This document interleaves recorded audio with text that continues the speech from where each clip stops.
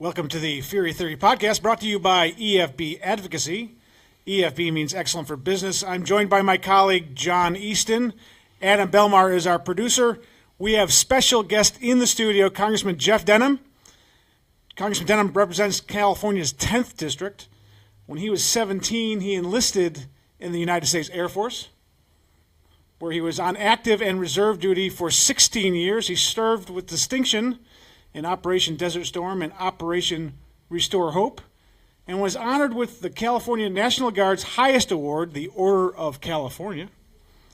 When he left active duty, he ran a small business and eventually ran for the state assembly. He was first elected to Congress in the historic class of 2010, sits on the Agriculture Committee, the Natural Resources Committee, and the Transportation Committee, where he serves as chairman of the Railroad, Pipeline, and Hazardous Materials Subcommittee. That is a lot to say. Yes, it is. Congressman Denham, welcome to the Fury Theory podcast. We're really happy to have you here. So let's get to the Fear Theories. This is the Fury Theory podcast, after all. Theory 1, Nixon goes to China. It was said that only Nixon, because of his anti-communist credentials, could normalize relations with China. My theory, only Donald Trump, because of his anti-illegal immigration credentials, can get an immigration deal through Congress. Congressman Denham, you've been working on immigration reform for at least 8 years, maybe longer. You've been in the House. You've fought to give Dreamers legal status. You have pushed for tougher border security, and you have actively sought to fix our broken immigration system. You have a bipartisan piece of legislation that you have, I think, equal numbers of Republicans and Democrats on that I think will serve as a cornerstone of any immigration reform package. Could you tell us about that bill and what you think is going to happen to it? Sure. You know, our immigration system's been broken for decades now. We owe it to the American people to make sure that they've got a guarantee that we know who's coming across our borders. So we've got to have strong border security. We also have to address internal security and the folks that are here in our communities today. And the biggest part of that is the Dreamers, the kids that were brought here by their parents. They know of no other home. They've gone to school with our kids. They've graduated from our high schools. And now the real question is, does the American public think that they should have a job? Do they think that they should be able to go to school? Should you be able to enlist in the military? Or should there be some type of penalty or criminal action that's done? We have never in this country penalized kids for the deeds of their parents. So in this case, you know, we're going to have a full debate on this, but I expect to hear from everybody on both sides of the aisle. What is your solution to this?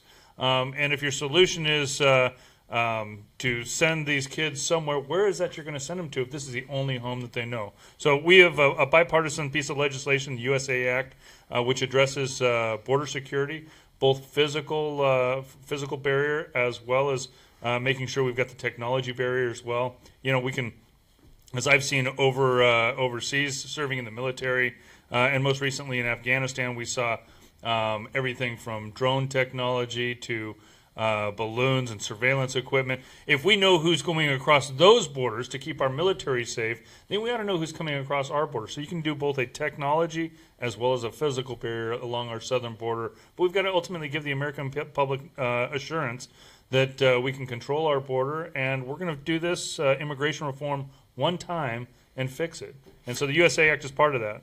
And we've read over it. It's a excellent balanced bill. In 2006 and in 2013, both efforts at immigration reform got 60 votes in the Senate and didn't even come up for a vote in the House of Representatives. Is it different this time? And what do you think the sweet spot is with the debate on immigration? Where do you think we can get to get it over the top? I do think that it's different this time. You know, part of the challenge with immigration is there normally never is a deadline. You know, Congress operates on deadlines. There's always some kind of fiscal cliff or something that you've got to reauthorize, otherwise funding runs out. But for immigration reform, there's never been a deadline like we have now today. The president set a March 5th deadline for our Dreamers, for those DACA recipients. Under the previous administration's executive order. So it's really given us a deadline to get this done. I think we're going to get it done. I think it's going to be bipartisan, bicameral. You know, we're working through some issues on both sides of the aisle to even address it from the extremes. But we really have to get through a lot of the political rhetoric and really focus on the issues. My Democrat colleagues originally started off saying they don't want any money spent on a wall or on border security. And I thought that was very disingenuous because in 2006, even Chuck Schumer voted for it. Right. And 2 years ago, we had the Gang of Eight bill that had every single Democrat in the Senate, every single Democrat in the House supported it, and several Republicans in the House supported it as well. That had $42 billion for border security. Right. And the president's been asking for far less. So I think that there is some common ground here to find a real solution on our DACA kids as well as Dreamers and border security. And hopefully we get some of the other reforms in there as well. There's a number of other immigration issues that we can put in this. The House has always said we don't want to see a comprehensive bill. We want a step-by-step approach, but this might be an opportunity to see real comprehensive reform. Now, Congressman, my theory on this has always been that the broken immigration system actually depresses wages, because if you have people who are being exploited by workers and don't have the proper protections, you have people not getting paid as much. And so this idea that a fixed immigration system would somehow depress wages, I think, is ridiculous. To talk to about your own district and what your own kind of employers think about fixing this broken immigration. They need workers, don't they? Absolutely. I mean, certainly two different aspects of this. First of all, our Dreamers, most of which have jobs today, they've graduated from our high schools. So to do anything but fix this would actually be a drag on our economy, would really have a big impact on our economy. But there are many different industries out there that we have a migrant workforce that takes jobs that nobody else would. Right. Every industrialized nation has a migrant workforce. Canada has a guest worker program. Right. We've always, in the past, before the Bracero program, we've always had a guest worker program as well. But the thing that we should fix in this process is not only having a guest worker program, but we ought to have E-Verify. Mm-hmm. So that any critic out there, anybody looking for a job, should be able to know what jobs are available before somebody comes in as a guest to take one of those jobs. But ultimately, if we're going to succeed economically, if we're going to be competitive, we've got to make sure that we've got a low cost of food. We've got to have a low cost of housing. We've got to make sure that we can manage those things. But we ought to guarantee that we've got Americans that can take those jobs first. And in a related issue, you also are working on legislation called the Enlist Act, a really important piece of legislation. Can you just tell us briefly about that? Sure. This is something I started back in 2010. I very strongly believe that there's no greater act of patriotism than serving your country, wearing the cloth of this great nation. And these Dreamers who are American by every other aspect ought to have that opportunity to serve. To show their patriotism, to show that this is the country that that they want to be a part of. Show that you want to really be an American and love our flag. And so I started the Enlist Act. It is the most bipartisan and has the most co-authors of any immigration bill that we have in the House right now. It's a very simple bill. It doesn't change UCMJ code. It just says that our military would allow Dreamers to serve if they fulfill their contract, meaning if they serve honorably for 4 years and fulfill that contract, then they would get the quickest pathway to citizenship. It now has 218 co-authors in the House. And it's in the Senate bills as well. I mean, each one of the Dreamer bills have this as part of their bill as well. So hopefully this will get passed. It'll get a nice little legislative accomplishment under your belt, which is always nice. And when you go back home and say, hey, listen, I did this for my country, which is great. Nancy Pelosi, 8.5 hours on the floor. I thought it was a very impressive performance by her. I thought the speaker spoke very well. I don't think I could stand up for 8 hours. I mean, were you on the floor watching any of that? I watched part of it, yeah. That was a long time to be out there. Yeah. Now, I'm not sure how it helped move the debate forward because you already have your bill. You already kind of agreed with a lot of things that she was saying, that we need to take care of these Dreamers. But I thought for her political base, it was pretty clever. Don't you think?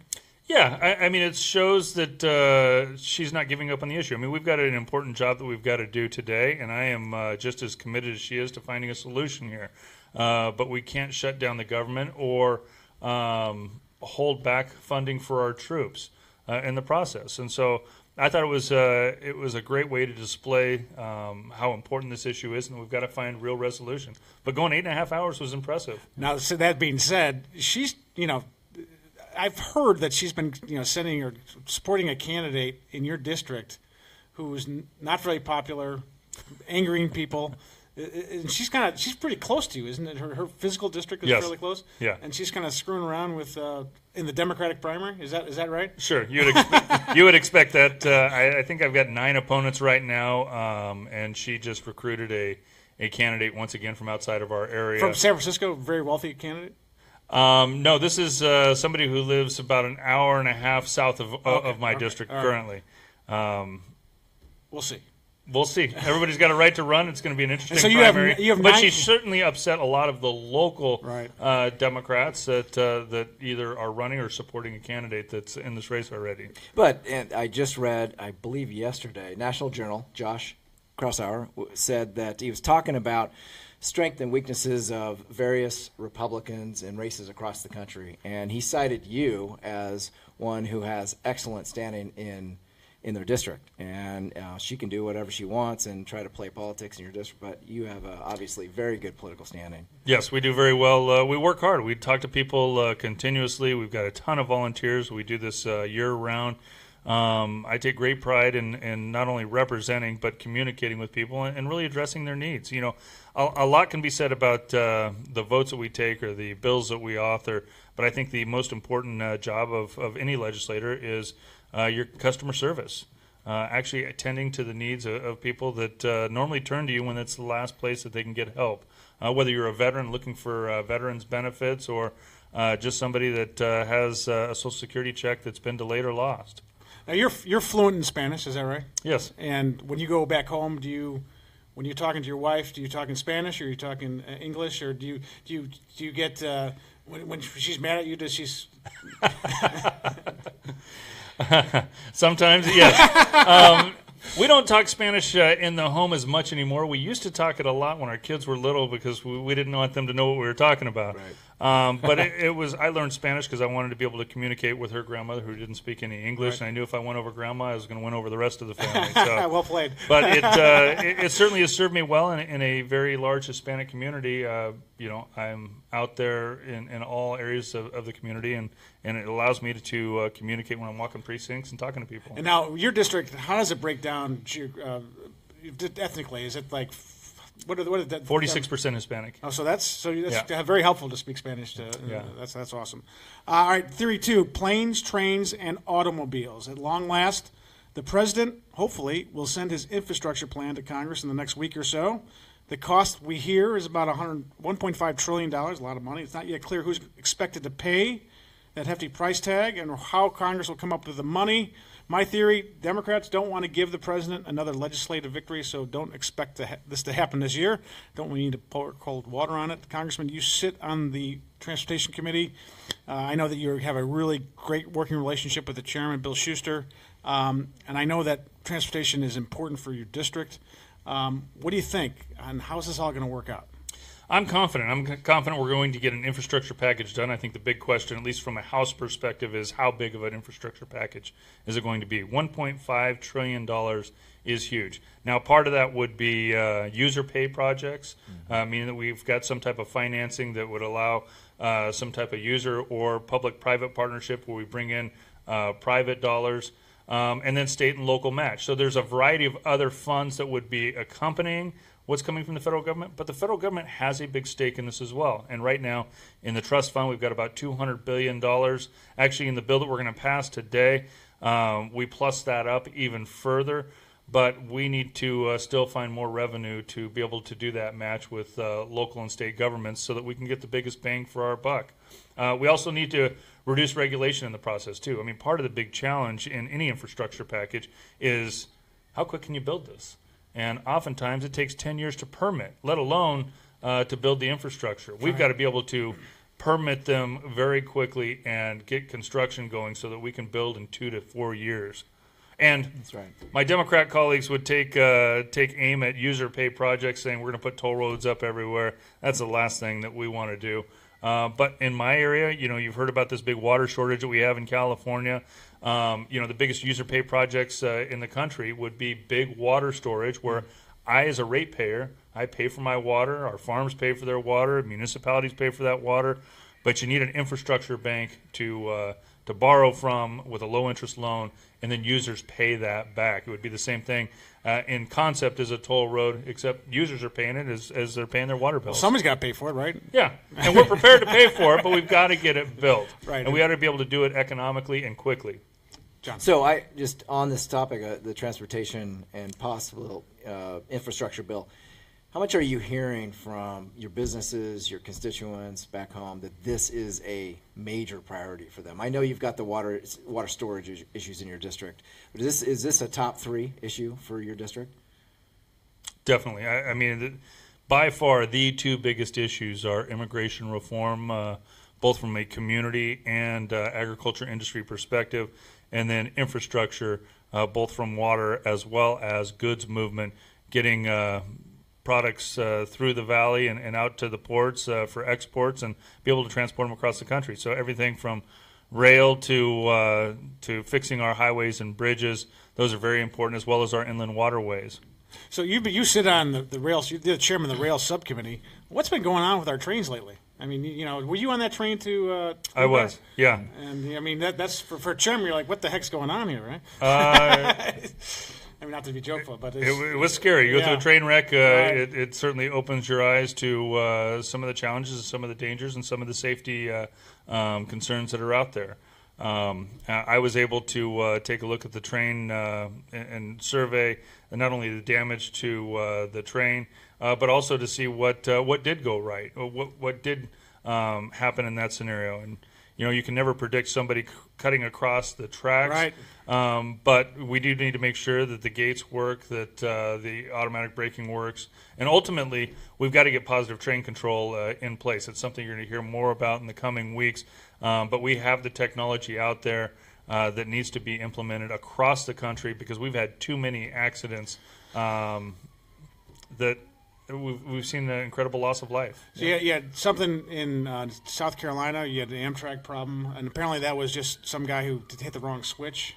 Yes. And then in Washington State. Washington State, you had a big problem. So hopefully this all gets worked out. I was talking to a friend of mine who works in the White House and involved in infrastructure, and his pitch was that Congress needs to get as much of these decisions back to the local level.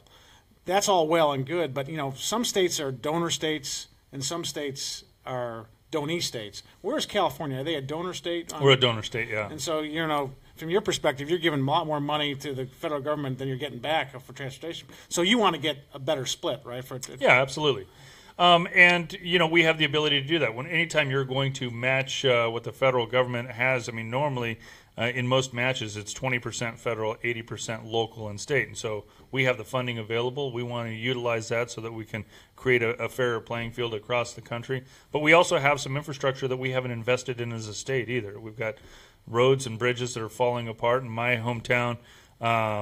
We've got a bridge that is rated 2 out of 100. Ooh. When a bridge gets so bad that you don't allow school buses to go on it, that's not good. And you're still having trucks go across it every day, that's a state of disrepair that we need to focus on very quickly. So a lot of challenges. And, when we're talking about goods movement, you saw the Panama Canal expand. You're seeing bigger ships going into ports. If our ports can't handle those big ships, they're going to go elsewhere. And so it's time for us to keep up with many of the other big industrialized countries and have that goods movement that will help us with exports. And that must be consistent across the country in most districts. So back to sort of John's question about almost the political will for an infrastructure bill.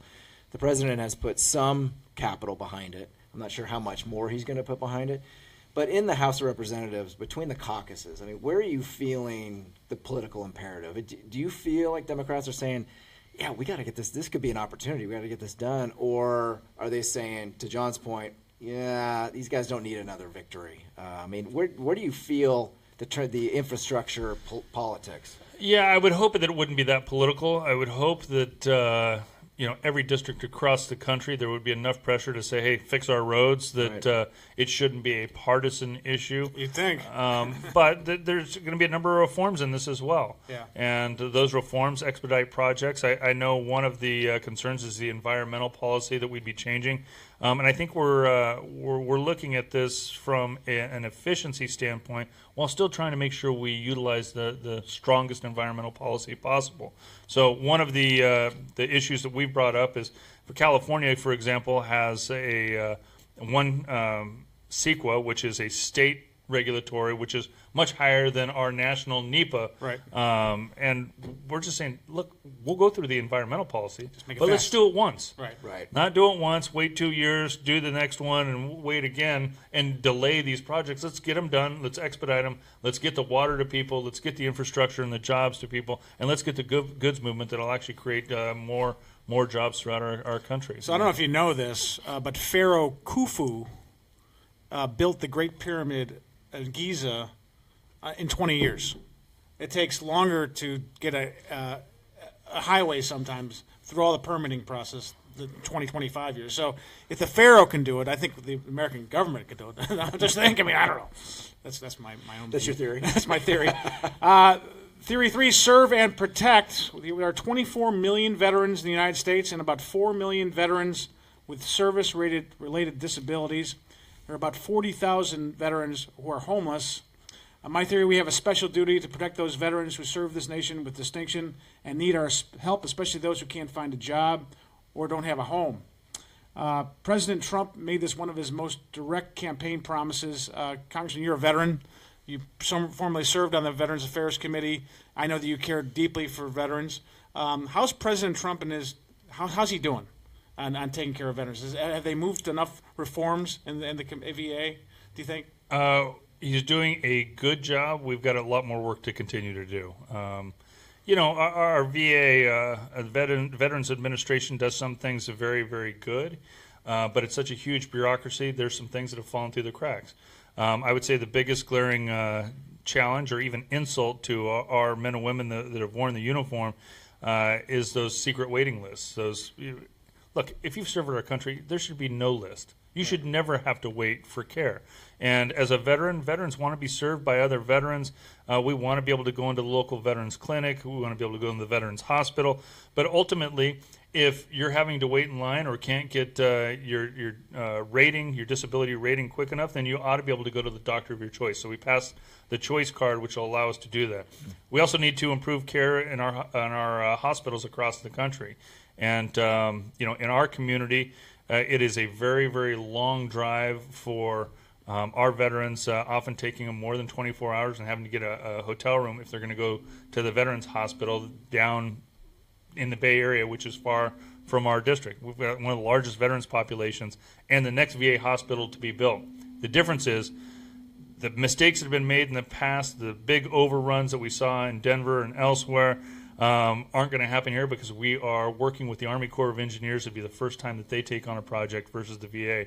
And we're going to stay on top of them and make sure it's a world-class care and a world-class hospital. But back to your first point, the best thing you can do for a veteran is hire a veteran. And we're seeing more and more companies step up. And we're also making it easier as a country to hire veterans.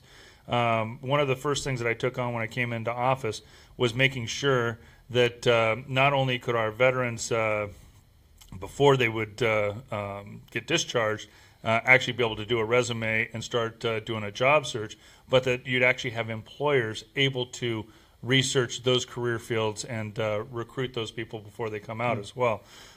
We've now got the Veterans Jobs Caucus, which is myself and Tim Walz, a Republican and Democrat in the House, as well as our colleagues in the Senate. We make sure that we're working together with companies around the country so that we can continue to grow this. Yeah, on the private sector, hiring veterans, I know there are a lot of programs, a lot of companies have programs. The Chamber of Commerce has a program for that. Are you seeing that on the upswing, or would you like to see a lot more out of the private sector? Where's the trend there? It's on an upswing, but I'd obviously like to see a lot more. But the military is changing the way that they do business as well. I authored the Veteran Skills to Jobs Act. I very strongly believe that you ought to be able to market the skills that you gained while on active duty. If you're a doctor on active duty, you ought to be able to have the doctor or nurse coming out, or a truck driver, or in my case, when I was in the Air Force, I was a crew chief on airplanes. When I thought that I was getting out and going back to college, I thought it was going to be very easy to pay for college because I was going to be able to get a job at any airport. If I've worked on the biggest, most sophisticated airplanes in the world, how easy would it be to get a job at your local airport? But I very quickly realized it was going to take me 3 years of new training to train on stuff that I'd already been trained on for the last 6 years. So we have changed the way the military looks at that. They originally thought that was going to affect their recruiting in a negative way, and I think they're starting to realize it is a way to increase recruitment because you're gaining a skill that now you'll be able to use on the outside, which then allows all of those companies to market to those skills as well. So it increases morale, it increases recruitment, and it's increasing retention as well. We're seeing more and more people come into the military and want to stay, but certainly have the ability to get a job when they come out. And we've got to stop the homeless epidemic with so many veterans that have gone homeless. So the biggest part of that, I think, is helping to find a job.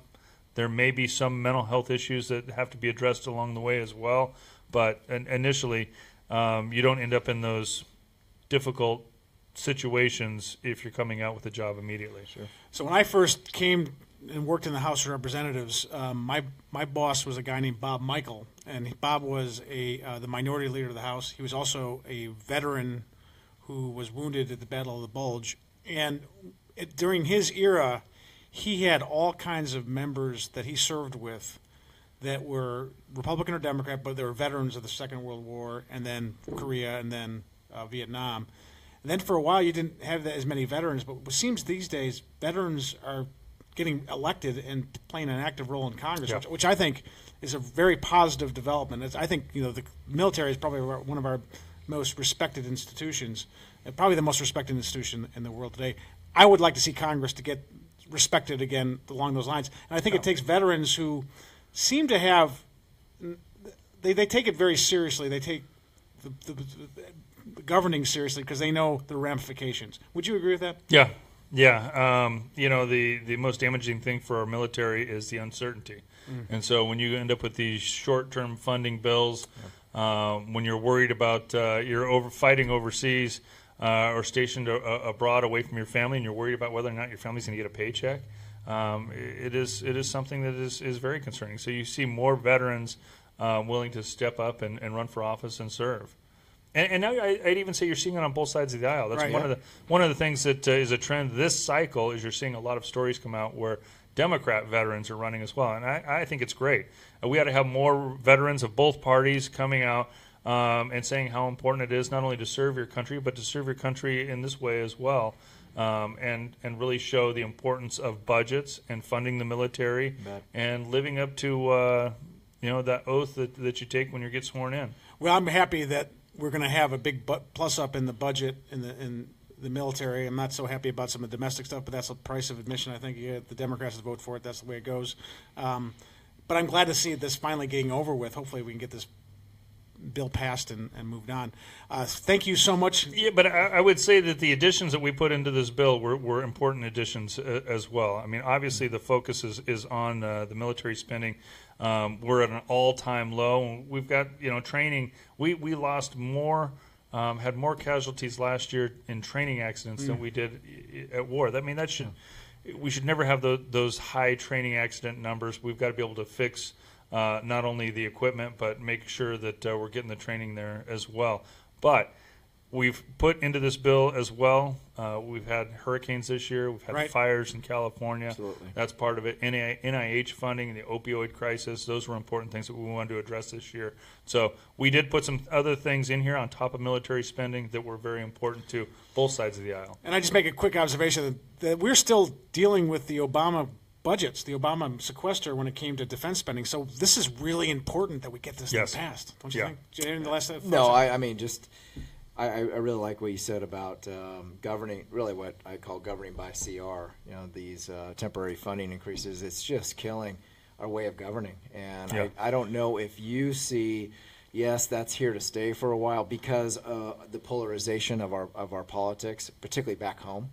Or if you think that we can get out of this rut and begin to do things in a little more regular order. I mean, what's your I think we sense? have to get out of the rut. I mean, from a House perspective, I was very proud of the fact that we passed 12 appropriations bills. I mean, we've passed a lot of bills that the American public is not aware of because they've sat in the Senate. Right. So we are dealing with a lot of those coming back in a bill like we're going to see today. This will take us through the end of the year, which is something we need. Also addresses the debt ceiling so that we're not dealing with that later in the year. But we've got to get to an annual budget that forecasts a year out so that military can do the proper spending and proper preparement for the future. Yeah. So, Congressman, I want to thank you for your service at Congress. It's a long trip back and forth to California, and I know it's hard on the family, and you're getting a lot of crap when you go back home because that's all part of the deal, and the social media is a nightmare. I participate in some of it, but I never see negative things about people unless I have to. But I thank you for your service. I'm going to ask you to do one last thing. We have what we call the lightning round. I'm going to have John Easton go first. What are you buying or selling today, John Easton? I am buying rockets. Okay. I'm buying rockets. The rocket launch that occurred Tuesday, I believe. Adam, is that right? Tuesday? Yeah, SpaceX. The SpaceX rocket, which is the most powerful rocket known in the world today, maybe almost ever since the initial moon launch, was a sight to behold, and also had the cool factor. Elon Musk put some cool into this launch, into these rockets. This is a private Elon Musk and SpaceX and with NASA venture that sent this thing up into space, and the boosters came back down and landed on a launch pad. That was cool. That was cool. Yeah. So I'm buying some cool today. I'm buying the rockets. All right, Congressman, you're next. What are you buying or selling today? I'm buying water storage because I think this infrastructure package is going through, and Excellent. it is something that I guess the cool factor in that would be you're going to have a lot more recreation in California. You come visit us, and you can water ski and everything else on our lakes. But we've got to have the water storage for our economy, for our agriculture industry, and we've got the opportunity to get it done right now in this infrastructure. And package. I have water skied on Mount Shasta, just so we're all clear. And that is an awesome lake. All right, I'm buying and selling. I'm going to buy the St. Peter's auction. Jessica McFall and my kids go to the same school. I am in charge of corporate donations to the St. Peter's School for their 150th anniversary auction.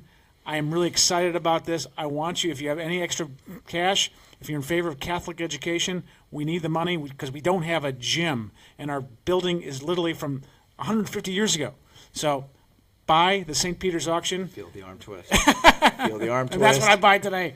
Congressman, we are so pleased to have you on board today. So much. You're doing such great work in Congress. I've long admired your work because you're someone who can talk to Democrats and get them on board on stuff. And I think a fairly difficult district.